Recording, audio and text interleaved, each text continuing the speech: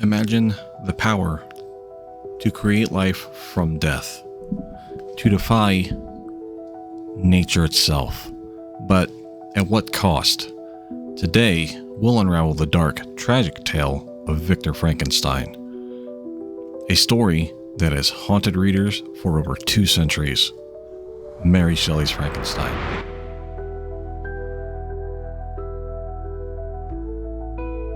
What's up, everybody? Welcome back to the channel. Or it's your first time here, welcome to the channel. My name is Stone Rock, and today we're going over one of my favorite stories of all time, Mary Shelley's Frankenstein. Now, if you guys have seen the Poe video, you know that Poe is by far my favorite author of all time. But there's just something about Mary Shelley's Frankenstein that speaks just volumes. You can learn a lot just from reading the book. And if you've never actually sat down and read the book, you wouldn't know exactly what's going on. Like if you've ever seen just the movie versions, you're missing most of the actual story. So I'm not going to read the book today. Obviously, I'm going to do a summary of it, but it's going to be fun. It's going to be fun. So if you like what we do here, why not like, subscribe, leave a comment down below. Let me know down below. Let me know if there are any other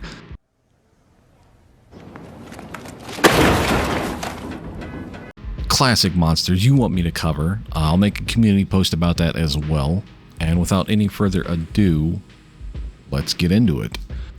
To understand the tale of Frankenstein, we must first look at its origins. In the summer of 1816, Mary Shelley, her husband Percy Bysshe Shelley, and Lord Byron, among others, gathered at Villa Diodati in Switzerland. It was a gloomy, rainy summer, and they spent much of their time indoors telling ghost stories.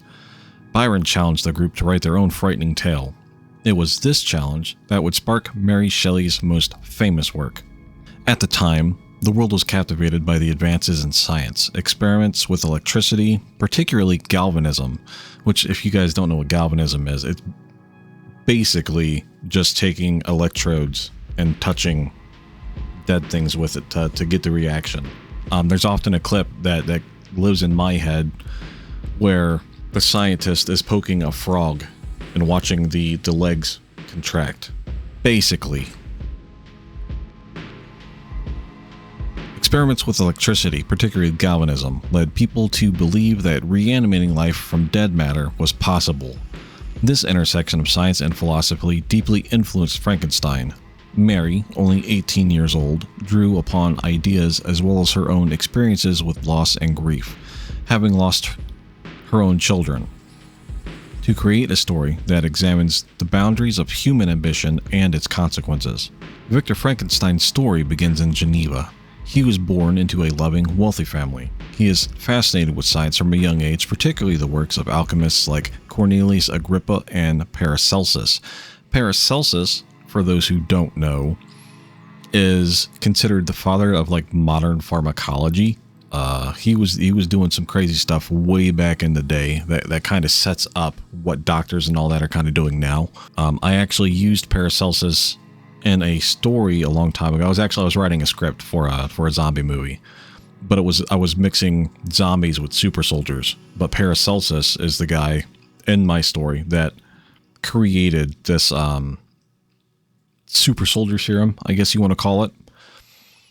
But the way it happens is that he recognized what he had made and he was trying to destroy it because the serum burns out the body and kills the person and then reanimates them, basically, so they come back as zombies. It was a cool story. It was I never really finished it. I got kind of close to the end and I just kind of petered off of it at that point, like burnout had taken effect. But maybe someday I'll finish that. But Paracelsus, cool guy. He was killed by an assassin at this place called the Pale Horse Inn or the White Horse Inn or something like that. Tragic tale, but he left a mark in history for sure. People are still talking about him, or at least I'm talking about him, so that means he's pretty cool. He makes me uncomfortable. To Cornelius Agrippa and Paracelsus, ancient scholars who believed in the possibility of magic and the Philosopher's Stone. Though his father dismisses his work, Victor becomes obsessed with the idea of unlocking nature's greatest secrets. At the age of 17, he leaves Geneva to attend the University of Ingolstadt, where his scientific knowledge grows under the tutelage of modern professors. It's here that Victor's mind becomes consumed with the question, can man conquer death? He becomes determined to achieve the impossible, to create life. Victor spends most of his isolation collecting body parts from the charnel houses, desecrating graves, and perfecting his experiments. His ambition blinds him to the moral implications of what he's doing. After countless sleepless nights, Victor completes his experiment. In the dead of night during a storm, he harnesses the power of electricity to bring his creation to life. But as soon as the creature opens its eyes, Victor is filled with horror. The creature, enormous and grotesque with yellow skin, watery eyes, and an imposing figure, repels Victor. He is repulsed by what he has made, realizing that his desire to create life has unleashed a monstrosity. Overcome by terror and disgust, Victor abandons the creature, leaving it alone in a world it does not understand. Left alone, the creature must fend for itself. It quickly realizes that its appearance terrifies everyone it meets. It's beaten, chased away, and shunned at every turn. Despite this, the creature desires love, companionship, and understanding. It watches a poor family from afar and secretly helps them by gathering firewood and performing small acts of kindness. In a touching scene, the creature learns to speak and read by observing the family. He discovers books like Lost Paradise, Plutarch's Lives, and The Sorrows of Werther, and through them, the creature begins to understand human society and his own isolation. It is in this period of observation that the creature realizes how truly alone he is, rejected by his creator and mankind alike. Over time, the creature's longing for acceptance turns to bitterness and rage. He confronts Victor and demands one thing, that Victor create a female companion for him, someone as hideous as he, who will not reject him. The creature argues that this is Victor's responsibility. He is, after all, the reason for the creature's suffering. Victor initially agrees to the creature's demand, but when he begins to construct the female creature, he has second thoughts. He destroys it before bringing it to life, fearing that the two monsters together would wreak havoc on the world. This betrayal enrages the creature, and in retaliation, he begins to destroy everything Victor holds dear. The first victim is Victor's younger brother William. The creature strangles him and plants evidence from the family's beloved servant Justine. The family is devastated, and Justine is executed for the crime. Victor knows the creature is responsible, but is too afraid to confess. The weight of his guilt grows unbearable as the deaths mount. Victor's closest friend, Henry Clerval, is next to die at the hands of the creature. As Victor returns home, broken and tormented, he decides to marry his fiancée Elizabeth, but the creature has not forgotten about Victor's earlier betrayal. On their wedding night, Victor and Elizabeth retire to their room, but while Victor keeps watch for the creature, he hears Elizabeth scream from the other side of the house. By the time he reaches her, it's too late. Elizabeth has been murdered by the creature. Victor's world collapses. With nothing left, Victor swears vengeance. He chases the creature across Europe and eventually into the Arctic, determined to destroy this creation once and for all. But Victor is no match for the creature's strength and stamina. Exhausted and sick, he collapses and is found by Captain Walton, an Arctic explorer. Victor recounts his story to Walton, warning him that the dangers of unchecked ambition before dying. After Victor's death, the creature revisits his body, lamenting his existence. The creature expresses regret and despair, knowing that he is condemned to a life of eternal suffering. He vows to end his own life, disappearing into the icy wilderness.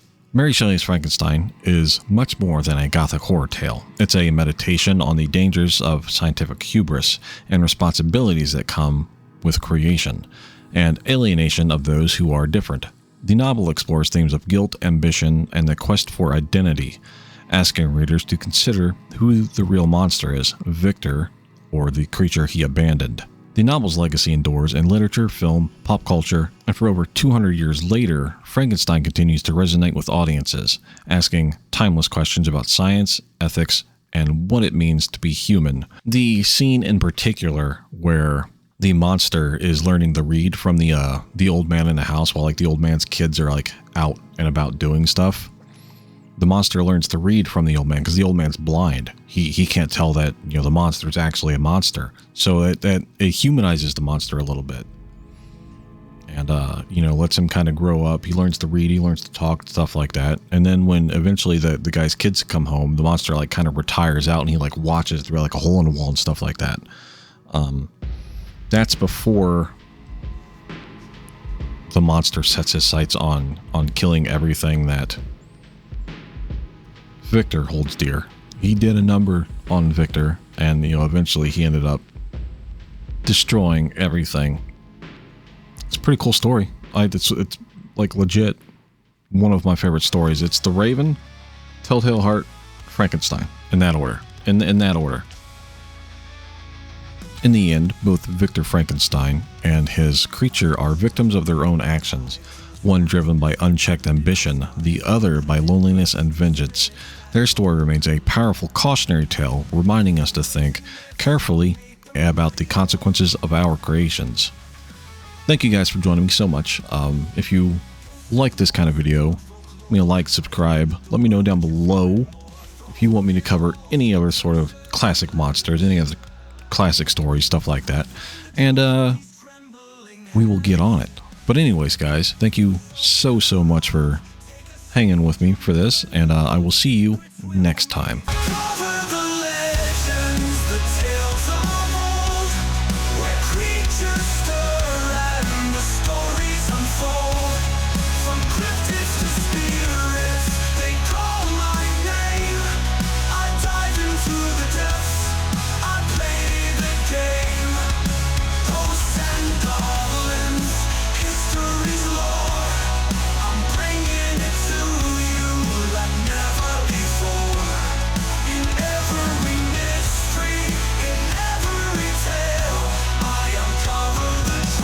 Where others